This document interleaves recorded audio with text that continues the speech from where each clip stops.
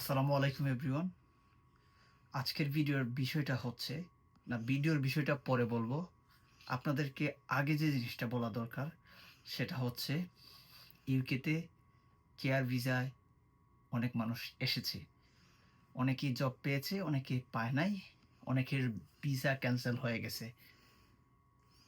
অনেকেই কি করেছে? অনেক টাকা ব্যাংক লোন, বাড়ি, ঘর, জায়গা, জমি বিক্রি করে এদেশে এসেছে। গত কয়েকদিন ধরেই বিভিন্ন জন বিভিন্নভাবে বিভিন্ন হোয়াটসঅ্যাপ গ্রুপ, মেসেঞ্জার, তারপর হচ্ছে ফেসবুক গ্রুপে পোস্ট দিচ্ছে ছবি সহ প্রমাণ সহ যে এই লোকটা 24,000 পাউন্ড নিছে, এই লোকটা 20,000 পাউন্ড দিয়ে বলছে কজ দিবে। কজ বলতে সার্টিফিকেট অফ স্পন্সরশিপ, মানে ওই পার্টিকুলার পার্সনকে পার্টিকুলার একটা জবের আন্ডারে সরকারি লিখিত একটা কজ ইস্যু করা হয় কোম্পানির পক্ষ থেকে, যে ওই লোকটাকে আমি আমার কোম্পানিতে নিয়ে আসবো। সো সরকার সেই লাইসেন্সটা দিয়ে থাকে সাধারণত। কিন্তু আপনাদের এখন বোঝা উচিত ছিল, অথবা বোঝার দরকার, বা আপনাদের জানা উচিত ছিল গত 8 মাস হয়ে গেছে যে এই দেশে ইন্টারন্যাশনালি ইন্টারন্যাশনালি বলতে এই দেশের বাহির থেকে কেয়ার ভিসায় লোক নিয়ে আসা বন্ধ হয়ে গেছে, অথবা আসা যায় অথবা আসা যায় না। আজকের মূল বিষয়টাই হচ্ছে ভিডিওর, যে কেয়ার ভিসায় এখনো কি আসা সম্ভব নাকি না। প্রথম কথা হচ্ছে আপনাদেরকে বুঝতে হবে এই দেশের রুলস রেগুলেশনে তারা কি বলে। অলরেডি তারা কিন্তু পাবলিশ করে দিয়েছে 2025 সালের 22শে জুলাই এর আগে যারা কজ ইস্যু বা যারা কোম্পানির আন্ডারে ভিসা অ্যাপ্লিকেশনের জন্য, জবের জন্য তাদেরকে একটা কজ দেওয়া হয়েছে, ওই কজের আন্ডারে তারা অ্যাপ্লাই করার পরে এদেশে আসতে পারবে।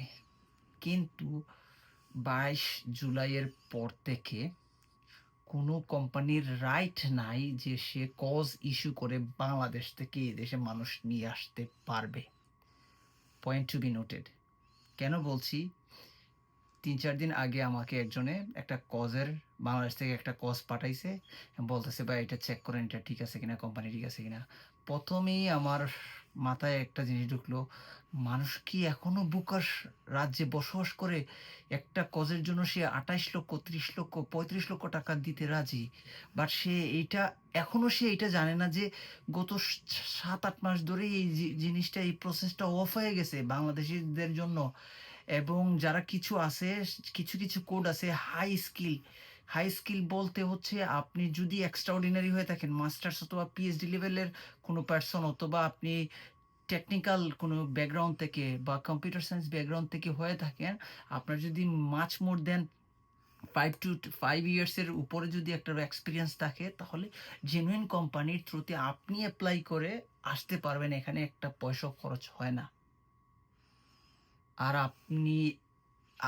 আপনাকে সে 30-35 লক্ষ টাকা নিয়ে আপনি তাকে আপনাকে কজ দিয়ে আপনি এই দেশে চলে আসবেন, এবং আপনার কোনো ট্রেনিং নাই, কোনো স্কিল নাই, কোনো ল্যাঙ্গুয়েজ রিকোয়ারমেন্টের যে বালাই সেটাও নাই। আমি বুঝতেছি না, আপনি কি এই দেশে এসে যে আপনি নানার বাড়ি চলে আসছেন, মামু আপনাকে বসায় বসায় খাওয়াবে? Point to be noted. এই দেশ সেই দেশ না রে ভাই। এই দেশে যারা আসছে কেয়ার ভিসায়, অনেকে জব পায় নাই, সে কি করতেছে? রেস্টুরেন্টে কাজ করতেছে রিস্ক নিয়ে, শুধুমাত্র সে কি করতেছে, তার থাকার জন্য খরচটা উঠাইতে পারতেছে। তাহলে কি এরপরে চিন্তা করেন যে যদি স্পাউস নিয়ে আসে, তাহলে সেই স্পাউসটা অনেক কষ্ট করে কিছু টাকা জমিয়ে যে লোন করছিল সেই লোন দিবে। হঠাৎ করে দেখে তার ভিসা চলে গেছে, আবার সে নতুন ভিসাতে যাবে। এখন নতুন ভিসাতে তো যাওয়া খুবই হার্ড হয়ে গেছে।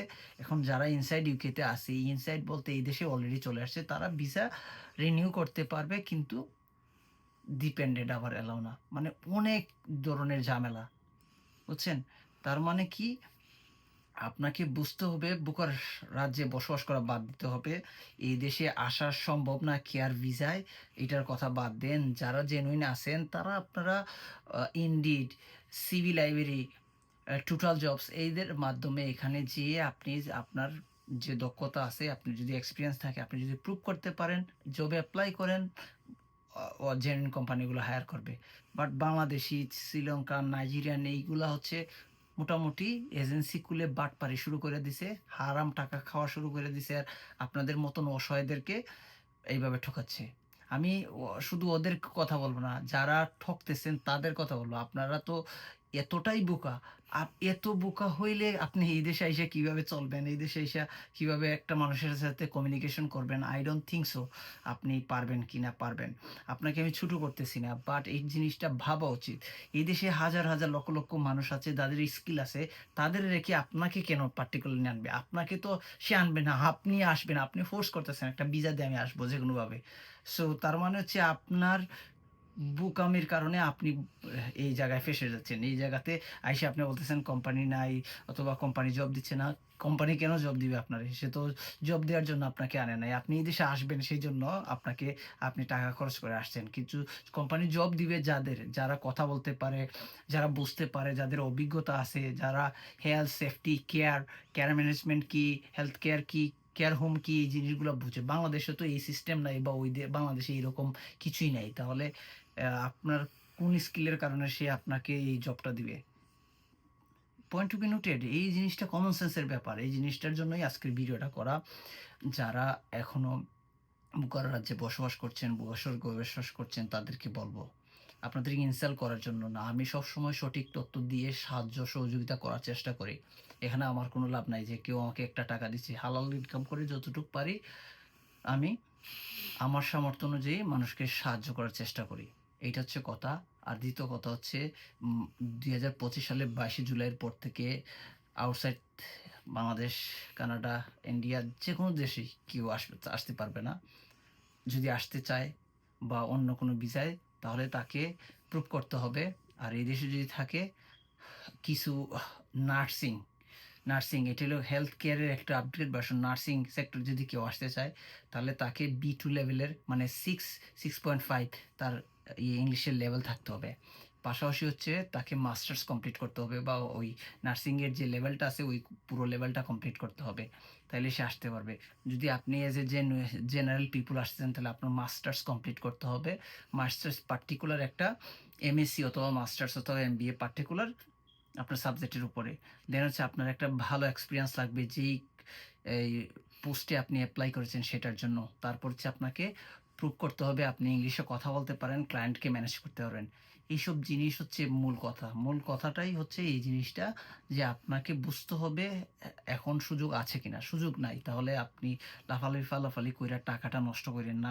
গড় জমির ব্যাংক লোন নিয়ে কাউকে দিয়েন না। একটা সুযোগ যদি আমি বলি, আপনি স্টুডেন্ট ভিসায় আসতে পারেন। বিসপজ নিয়েও আসার দরকার নাই। আপনি যদি মাইন্ড সেটআপ করেন, ভালো স্ট্রাগল করতে পারবেন, আপনি অনার্স শেষ করে মাস্টার্সের জন্য এই দেশে আসতে পারেন। অনেক ইউনিভার্সিটি আছে। ১২,৫০০, ১৩,০০০, ১৪, ১৫,০০০ পাউন্ড দিয়ে আপনি এদেশে আসতে পারবেন। ২ বছর, ১ বছর, ২ বছর, ২.৫ বছরের কোর্স আছে। তারপরে আপনি PhD অথবা DBA বা ডক্টরেট ডিগ্রি করে ফেললেন। মোটামুটি আপনি একটা জার্নি কমপ্লিট করলেন। এই জার্নির মাধ্যমে যদি স্কিল করতে পারেন যেকোনো কোম্পানিতে কোনো না কোনোভাবে ম্যাচ করে ফেলতে পারবেন। এইটার সুযোগ। আর অন্যভাবে অন্য ওয়েতে চিন্তা কইরেন না। খুবই বিপদে পড়বেন। আসতে তো পারবেনই না, টাকাটা যাবে জলে। সো এটাই কেয়ার ভিসায় আসা সম্ভব না ওই পার্টিকুলার সেক্টরগুলোতে এবং হচ্ছে আপনারা আসতে পারবেন না। যারা এই দেশে আছে তারা কোনোভাবে যদি ম্যানেজ করতে পারে জেনুইনটা তারা ভিসা সুইচ করতে পারবে। এটাই ছিল মূল কথা। তো সবাই ভালো থাকুন, সুস্থ থাকুন। তার আগে বলে নিচ্ছি অবশ্যই ভিডিওটা শেয়ার করে দিবেন যেন অন্যরা প্রতারিত না হয়। এবং যদি ভালো লাগে অবশ্যই সাবস্ক্রাইব এবং কমেন্ট করে জানাবেন আপনাদের মতামতগুলো। আমি আপনাদের মতামতের জন্য অপেক্ষা করছি। সবাই ভালো থাকুন, সুস্থ থাকুন। আসসালামু আলাইকুম।